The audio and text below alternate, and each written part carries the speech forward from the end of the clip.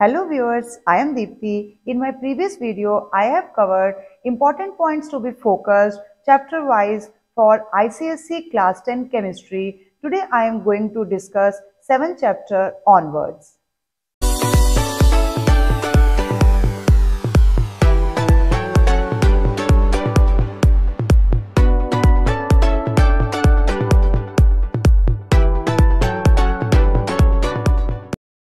Chapter number 7 is metallurgy. This chapter contains diagram-based questions, balancing of given chemical equations, definitions, reasoning type questions, and name these type of questions, one-word answer questions. Next is common ores of iron, aluminium and zinc. इन तीन के हमने common ores करने हैं along with their chemical name and chemical formula. Chemical name भी करना है और formula भी करना है. Like chemical name of magnetite is triferric tetra oxide. This is chemical name and chemical formula is Fe3O4. तो अगर फॉर्मूला बोलेंगे तो Fe3O4 लिखना है. अगर केमिकल नेम बोलेंगे तो ट्राइफेरिक टेट्रा ऑक्साइड. ये मैंने एक एग्जांपल दी है. टेबल दिए हुए हैं तीनों के लिए, तीनों के टेबल लर्न करने हैं. You should learn all these three. Now definitions of mineral, ore, इनका difference क्या है, alloy and electrometallurgy are very simple yet important. From the topic extraction of aluminium, Bayer's process for purifying bauxite and Hall-Héroult process for electrolytic reduction along with all the step reactions are very important. ये दोनों processes ही paper में cover होंगी extraction of aluminium से related और 100% ये question cover होता ही है. Right and practice these reactions again and again. I have made a very small video on the topic metallurgy. You can go through it for having better understanding of this topic. Next, reasoning type question might be covered like why cryolite, phosphor and powdered coke are used. तो reasons दिए हुए हैं, अच्छे से समझने हैं. Why only low voltage is preferred, इस तरह के छोटे छोटे questions. From the topic alloys, only composition without giving emphasis on exact percentage. वो percentage नहीं पूछेगा कि हाँ जी टिन कितना है, लेड कितना है, 73 है, 27 है, % है, नहीं.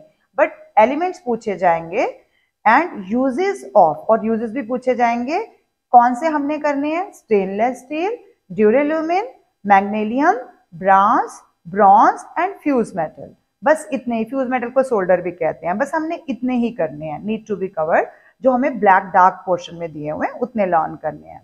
Please do not gate confused with the main metal of alloy. वो यही पूछेगा कि main is aluminium, which other metal is used along with aluminium.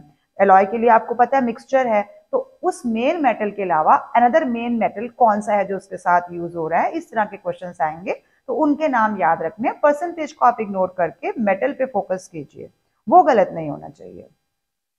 Next, coming to chapter 8. यहां से स्टडी ऑफ कंपाउंड स्टार्ट हो रहे हैं. आपको पता है अगले 4 चैप्टर स्टडी ऑफ कंपाउंड से ही रिलेटेड है.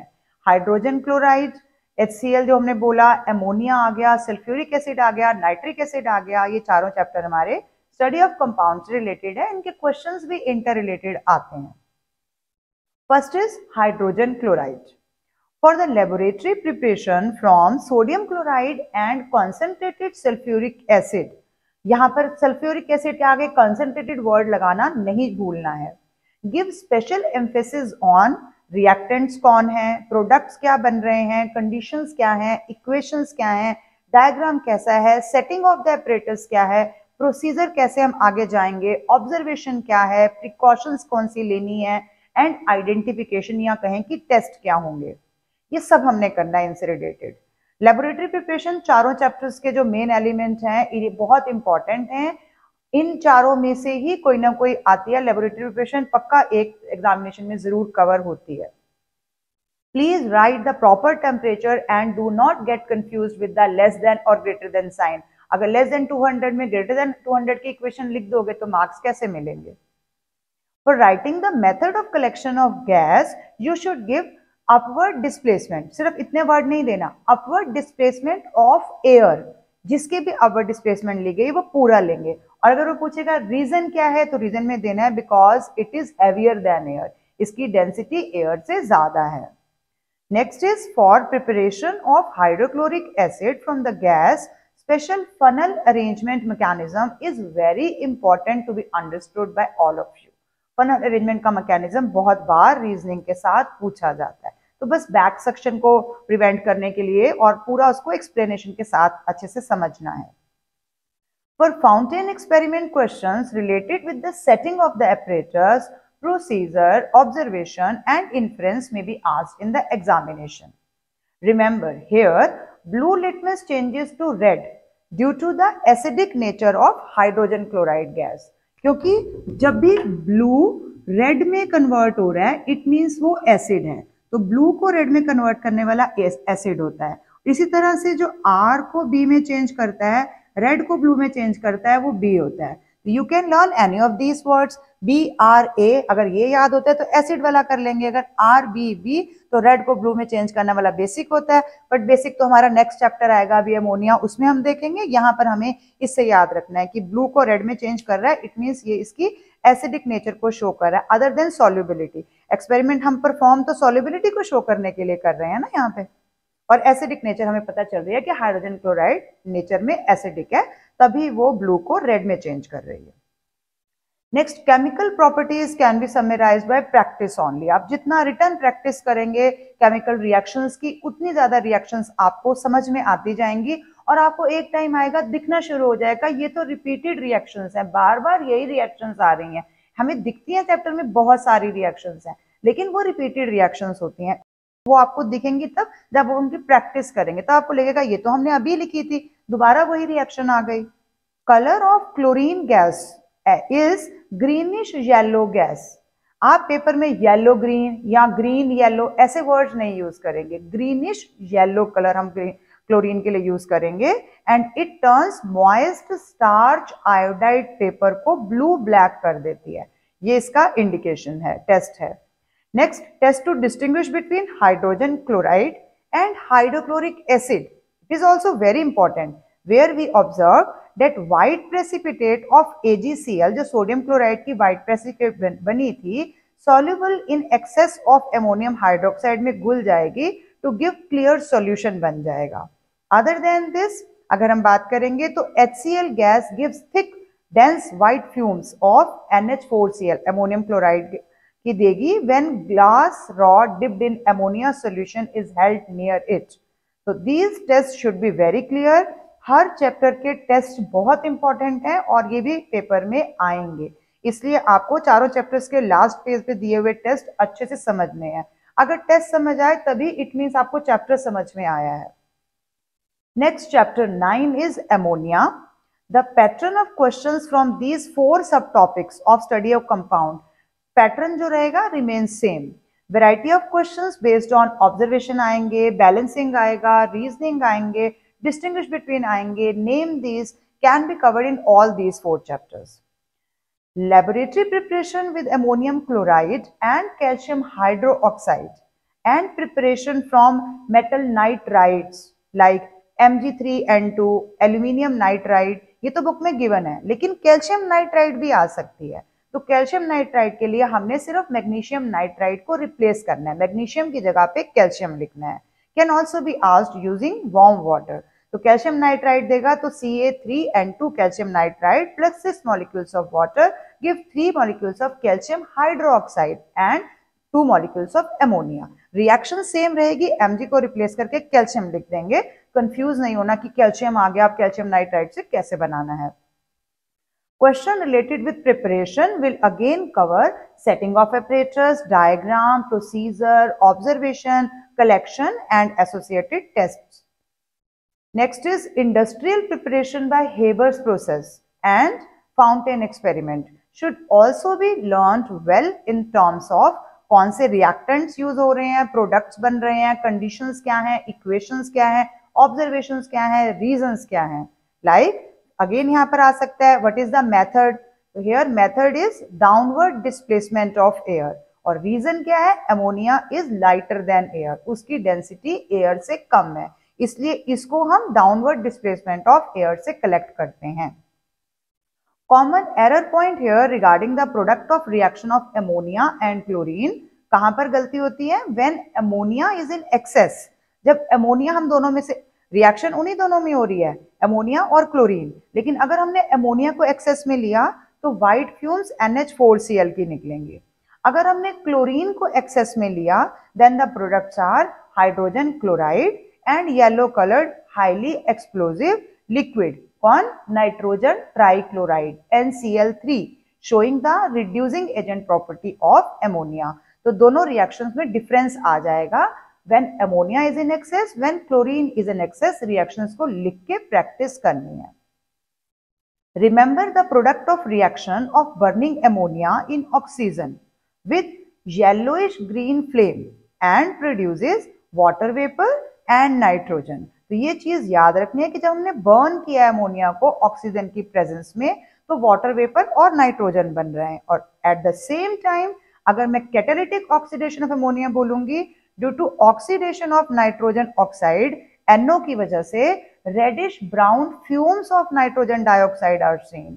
तो दोनों चीजों में डिफरेंस है, burning ammonia in oxygen and catalytic oxidation of ammonia, दो अलग प्रोडक्ट्स बन रहे हैं। ये इस चैप्टर के प्रोमिनेंट क्वेश्चंस हैं, अदरवाइज बहुत सारे और इंपॉर्टेंट क्वेश्चंस हैं, आपने सब पे फोकस रखना है। Coming to chapter 10, nitric acid. For laboratory preparation of nitric acid, reactants, potassium nitrate, इनके कॉमन नेम भी लर्न करने हैं, बंगाल सॉल्ट पेटर और नाइट्रेट। पोटेशियम नाइट्रेट का कॉमन नेम भी हमें पता होना चाहिए, और सोडियम नाइट्रेट, सोडियम नाइट्रेट को चाइल्ड सॉल्ट पेटर। तो कॉमन नेम से भी हमें याद रखना है, ज्यादातर स्टूडेंट्स इसमें कंफ्यूज हो जाते हैं। इन दोनों को ईदर पोटेशियम नाइट्रेट और sodium nitrate are used along with concentrated sulfuric acid। अब यहाँ पर concentrated वर्ड नहीं लगाओगे तो भी रिएक्शन गलत हो जाएगी। Emphasize on reactants, products, setting, diagram, precautions, collections and test। ये सब चीजें हमें याद रखनी है, स्पेशली लेबोरेटरी प्रिपरेशन। मैंने पहले भी बोला, चारों चैप्टर्स में से एक लेबोरेटरी प्रिपरेशन जरूर आती है, but for industrial preparation bye Oswald process only equations and conditions are sufficient for 2022-23 examination. You can learn with the help of flowchart, क्योंकि हमें सिर्फ equations और conditions पे main focus रखना है, but laboratory preparation के लिए सब चीजों पे करना है। Next, while talking about chemical properties, as an oxidizing agent, emphasize on the product formed when copper, carbon and sulphur react with concentrated nitric acid. क्या क्या रिएक्शन हो रही है कॉपर की, कार्बन की, सल्फर की, नाइट्रिक एसिड के साथ, कॉन्सेंट्रेटेड नाइट्रिक एसिड के साथ। तो यहाँ पर एज एन ऑक्सीडाइजिंग एजेंट काम हो रहा है। फिर for thermal decomposition of nitrates, emphasise on the colour of the residue formed and the colour of the gas released with sodium nitrate, copper nitrate, silver nitrate etcetera. इन सब के साथ कौन सा कलर का गैस निकल रहा है। फॉर कलरलेस गैसेस के लिए हमें कंफर्मेटरी टेस्ट भी देना है, शुड ऑल्सो बी गिवन। अगर गैस कलरलेस निकल रही है तो फिर कंफर्मेटरी टेस्ट देने हैं, अगर रेजिड्यू है तो रेजिड्यू का कलर देना है, अगर नाइट्रेट, सोडियम नाइट्रेट इन सब के साथ गैस रिलीज हो रही है तो उस गैस का कलर देना है, अगर थर्मल डिकम्पोजिशन से रिलेटेड क्वेश्चन होगा। Both the brown ring test and reaction with copper are important. Test for nitric acid and nitrates. तो ये हमने करना है। Study them properly with all the reasons and proper product formed. क्या है, क्या precautions लेनी है, अगर हमने टेस्ट ट्यूब को हिला दिया तो जो रिंग बनी थी ब्राउन रिंग वो डिसॉल्व हो जाएगी। पूरा precautions क्या है, conditions क्या है, कैसे हुई है टेस्ट, कैसे किया है, पूरा लिखना है। For observation based question, answer them carefully with color or evolution of gas etc. and not just the chemical reaction. Now coming to chapter 11 which is sulfuric acid। और sulfuric acid को हम और किस नाम से जानते हैं, king of chemicals और oil of vitriol। The most important questions from this chapter are identification of the property exhibited by sulfuric acid। भाई सल्फ्यूरिक एसिड तो इतने अलग अलग ढंग से यूज हो रहा है, इतनी वेराइटी है उसमें, तो अगर मैं यहाँ सल्फ्यूरिक एसिड को यूज कर रही हूँ, ये रिएक्शन हो रही है, तो ये कौन सी प्रॉपर्टी शो कर रही है? इस तरह के क्वेश्चंस बहुत इंपॉर्टेंट हैं। फॉर एग्जांपल, जो हमने रिएक्शन दी है वहां पर नॉन वॉलेटाइल नेचर शो हो रही है, एसिडिक प्रॉपर्टी शो हो रही है, ऑक्सीडाइजिंग एजेंट की तरह काम कर रहा है, डिहाइड्रेटिंग एजेंट की तरह काम कर रहा है, किस तरह से काम कर रहा है सल्फ्यूरिक एसिड, ये इस चैप्टर का सबसे इंपॉर्टेंट क्वेश्चन में से है। Typical dilute acid properties like reactions with metals, metal oxide, hydroxide, metal carbonate, bicarbonate, metal sulfide, etc. should be practiced thoroughly. हमने पीछे भी डिस्कस किया था कि इन सब के रिएक्शंस हमने करने और हमें याद हो जाएंगे कि कार्बोनेट है तो CO2 रिलीज होनी है। For industrial preparation by contact process, only equations with conditions are sufficient. पिछले चैप्टर में ऑस्वाल्ड प्रोसेस का सिर्फ इक्वेशन और कंडीशन, और यहाँ पर कॉन्टैक्ट प्रोसेस के लिए सिर्फ कंडीशंस और इक्वेशंस याद करनी है। But practice it by writing over and over again, not just mugging up. सिर्फ हम सोचें कि हमने पढ़ लिया, आ गया, याद हो गया, रट्टा हो गया, नहीं, लिख के प्रैक्टिस। केमिस्ट्री रिटर्न प्रैक्टिस मांगती है, स्पेशली केमिकल इक्वेशंस के लिए, और वो भी बैलेंसिंग के लिए। Next is oxidation of carbon, sulfur and copper with concentrated sulfuric acid. Then it is acting as a oxidizing agent. अगर इस तरह की कोई रिएक्शन आई है जिसमें ऑक्सीडेशन हो रही है, कार्बन की, सल्फर की, कॉपर की, इस ऐसा कोई भी, तो कंसंट्रेटेड सल्फ्यूरिक एसिड के साथ, तो यहाँ पर it is acting as a oxidising agent. Next is dehydration of sugar दिखाई गई है, चार्ड हो रहा है, CHARRED ये वर्ड यूज हो रहा है, या copper 2 sulphate crystals with concentrated sulphuric acid ऐसा दिखाया गया है, then it is acting like a dehydrating agent, क्योंकि ये पानी उससे अलग कर रहा है।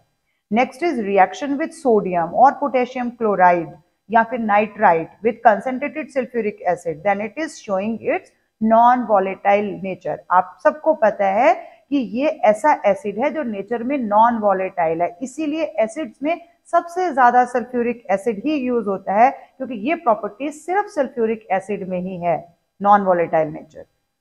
When focusing about test for dilute and concentrated sulphuric acid कैसे है, when we use barium chloride या फिर barium nitrate, then it is for dilute acid, and when we use copper, then it is for concentrated sulphuric acid. जब भी हमने test करना है, दोनों के बीच में करना है कि जो एसिड दिया गया वो डाइल्यूट है या कंसंट्रेटेड सल्फ्यूरिक एसिड के लिए, तो अगर हमने बेरियम क्लोराइड या बेरियम नाइट्रेट यूज किया, अगर डाइल्यूट एसिड के साथ यूज कर रहे हैं तो हम बेरियम क्लोराइड और बेरियम नाइट्रेट यूज करेंगे, और जब हम कॉपर यूज कर रहे हैं तो हम कंसंट्रेटेड सल्फ्यूरिक एसिड के लिए कर रहे हैं। These 4 chapters from study of compound, जिनके बारे में हम अभी पढ़ रहे थे, will collectively fetch near about 30 marks for you if you have mastered them. तो आपको 30 मार्क्स चाहिए, तो इन चैप्टर्स के अंदर डीपली चले जाओ। हम उतरेंगे रिवर के अंदर तभी तो स्विमिंग सीखेंगे ना, एक बार उतर जाओ इन चैप्टर्स के अंदर, फिर देखो कैसे रिएक्शंस आपको ऐसे ऐसे फटाफट आएंगी। So devote your quality time and learn them seriously. Next, coming to last chapter, chapter number 12, which is organic chemistry. Marks allocation wise, organic chemistry has the maximum weightage, approximately 15 marks. Questions can be expected from this chapter in your board examination.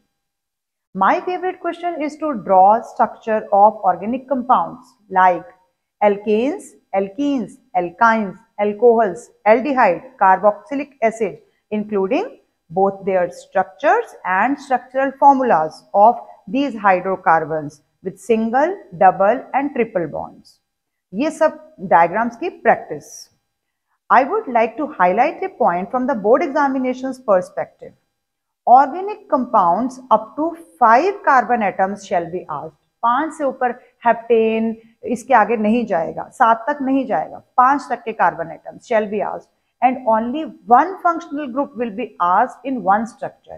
अगर एक structure draw करने के लिए आया है तो एक ही functional group आएगा, चाहे अल्कोहल आ गया, चाहे एल्डिहाइड आ गया, कोई भी एक ग्रुप पूछा जाएगा। हमें याद तीनों करने हैं क्योंकि इस बार के सिलेबस के लिए बचे ही नहीं है, डिलीटेड हैं, लेकिन जितने बचे हैं उनमें से एक एट ए टाइम पूछा जाएगा, तो आपको मेहनत करनी है पर बहुत ज्यादा से बचा लिया गया है। Out of cyclic compounds practice only benzene, benzene का ही स्ट्रक्चर है। Structure of isomers specially butane, pentane, pentene, these are important. तो आइसोमर्स ध्यान से करने हैं। Concept of iso and neo should be very clear. अगर हम नॉर्मल बना रहे हैं ब्यूटेन तो सिंगल चेन है, आइसो बना रहे हैं तो एक ऊपर ले गए हैं और एक जब हम मिथाइल ग्रुप ऊपर ले गए हैं तो उसका नेम में क्या डिफरेंस आया, आयुपेक नेम में क्या डिफरेंस आया, इसका ध्यान रखना है क्योंकि लॉन्गेस्ट चेन फिर 3 की ही रह गई है। और नियो के लिए हम ऊपर भी ले गए नीचे भी ले गए पेंटेन में, फिर नोमेनक्लेचर में चेंज आ जाएगा। इन सब चीजों पे फोकस रखना है। Understand properly the homologous series and there characteristics. क्या मेन कैरेक्टरिस्टिक है कि एक एक CH2 ग्रुप ऐड होता जाएगा, अगला मेंबर मिलता जाएगा। या यूं कहें कि एटॉमिक मास में कार्बन का 12 और हाइड्रोजन का यहाँ पर 2 हो जाएगा तो 14 के एडिशन हो जाएगी। तो ये इसकी कैरेक्टरिस्टिक्स हमने याद रखनी है along with examples also. Important definitions from this chapter are catenation, self-linking property, homologous series, functional group, isomers, alkanes, alkenes, alkynes, saturated, unsaturated hydrocarbons, इसके अलावा और भी। You should be familiar with common names, यानी कि trivial names हमें पता होना चाहिए and corresponding IUPAC names of organic compound। तो दोनों तरह से नाम याद करने हैं, ये नहीं कि कंफ्यूज हो जाएं कि एल्डिहाइड में ये नाम कहाँ से आ गया, इसको हमने इस नाम से तो पढ़ा ही नहीं था। For nomenclature, the selection of the longest chain, the method of numbering, किधर से स्टार्ट करना है नंबर देना, जहां से functional group, keeping the functional group at the smallest position. These are the few points you should keep in mind। सबसे पहले सबसे लंबी चेन सिलेक्ट करेंगे, नंबरिंग ठीक करेंगे और फंक्शनल ग्रुप को सबसे छोटी पोजीशन देने की कोशिश करेंगे, चाहे वो लेफ्ट से दे या फिर राइट से दे। Do not forget to draw hydrogen atoms. कोई भी हाइड्रोजन एटम की पोजीशन को खाली नहीं छोड़ना है। हमें पता है कि हमने 4 कवर करने हैं, एक कार्बन के आसपास 4 हाइड्रोजन एटम हमने कवर करने हैं। Methods of preparation of alkanes, alkenes and alkynes should also be learned well along with their chemical properties like complete combustion and reaction with chlorine through substitution in the case of alkanes, especially methane and ethane. ये इसके prominent topic है। Next is addition product with hydrogen and halogen, namely chlorine, bromine, iodine with ethene and ethyne must be covered to get a perfect score. Other than writing the balanced chemical equation, equations can come in the form of complete the equation। आपको left hand side दे दिया, right hand side खुद complete करना है और match the following और complete the table from etcetera. These type of questions can be asked from these hydrocarbons। एक mistake और जो स्टूडेंट्स करते हैं, count the carbon atom of CHO। अगर एल्डिहाइड ग्रुप हमने बनाया है, वहां पे प्लेस किया है, तो उसके C को भी काउंट करना है और COOH तो भी हमने उसके C को काउंट करना है। While drawing the structure of 2 methyl butane 1 oic acid, तो ब्यूटेन की चेन है यानी लॉन्गेस्ट चेन ब्यूटेन मतलब 4 की बनानी है। 2 मिथाइल तो 2 पोजीशन पे मिथाइल ग्रुप आएगा क्योंकि 1 पोजीशन हमने ओइक एसिड को देनी है, फंक्शनल ग्रुप को देनी है। तो 2 methyl butane oic acid, 1 oic acid. तो हमने राइट हैंड साइड से स्टार्ट कर दी नंबरिंग। अगर इधर होता ओइक तो हम इधर से कर देते, उसमें कोई गलती नहीं है। लेकिन 2 मिथाइल 2 पोजीशन पे मिथाइल है और लास्ट में चेक करना है कि सारे हाइड्रोजन हमारे कंप्लीट हैं कि नहीं है। मेन चीज मैं यहाँ पर क्यों बता रही हूँ, क्योंकि इसको हमने काउंट करना है ब्यूटेन की उस लॉन्गेस्ट चेन के अंदर। इसको काउंट किए बिना चेन गलत हो जाएगा, फॉर्मूला स्ट्रक्चर गलत हो जाएगा। Last point from this chapter is the functional group. Aldehyde के लिए Al लगाना, अल्कोहल के लिए OL लगाना should be written very clearly, क्योंकि A और O अल्फाबेट हमारे गलत हो सकते हैं, एक जैसे दिख सकते हैं। तो इसको लिखते टाइम थोड़ा क्लियर लिखेंगे ताकि एग्जामिनर को गलती से भी गलत ना लगे। Next coming to chapter 13 which is practical work.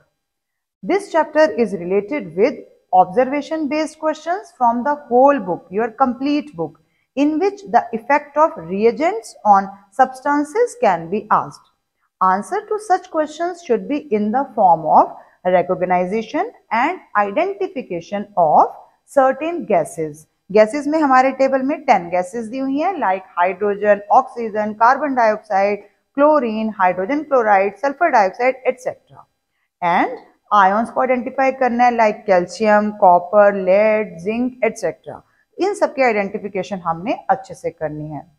Action of heat on nitrites might be asked, तो नाइट्रेट की हमने हीट के रिएक्शन जो पीछे भी देखे थे वो करने हैं हमने। Identification of copper oxide and manganese dioxide, क्योंकि दोनों ही पाउडर में ब्लैक होते हैं। अब मुझे दिया गया है, इसकी आइडेंटिफिकेशन करो, ये ब्लैक पाउडर किस चीज का है, कॉपर ऑक्साइड और मैंगनीज डाइऑक्साइड। तो हम कंसंट्रेटेड HCl यूज करेंगे। If greenish yellow gas chlorine is evolve then it is MnO2। Greenish yellow अभी पीछे डिस्कस किया था, तो क्लोरीन गैस है। अगर क्लोरीन इवॉल्व हो रही है तो वो मैंगनीज डाइऑक्साइड है, एंड इफ नॉट इवॉल्व तो वो कॉपर ऑक्साइड है। इसी तरह से अगर फिल्ट्रेट ब्राउन कलर की है तो वो मैंगनीज डाइऑक्साइड है, अगर फिल्ट्रेट ब्लूइश कलर की है तो वो कॉपर ऑक्साइड है। एक और टेस्ट भी है, तो आपने आइडेंटिफिकेशन करनी है।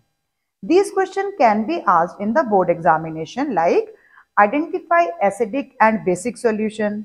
You should learn about flame test also to identify ions of calcium ion, which is brick red color, potassium ion, which is violet or lilac color, sodium ion, which is golden yellow color.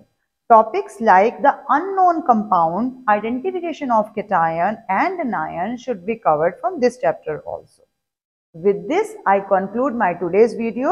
I want to share something with you, that your hard work along with the smart work gives you intelligent work, and subjects like your science subjects needs your intelligent work. So please do not hesitate from doing hard work. Thank you for watching till the end.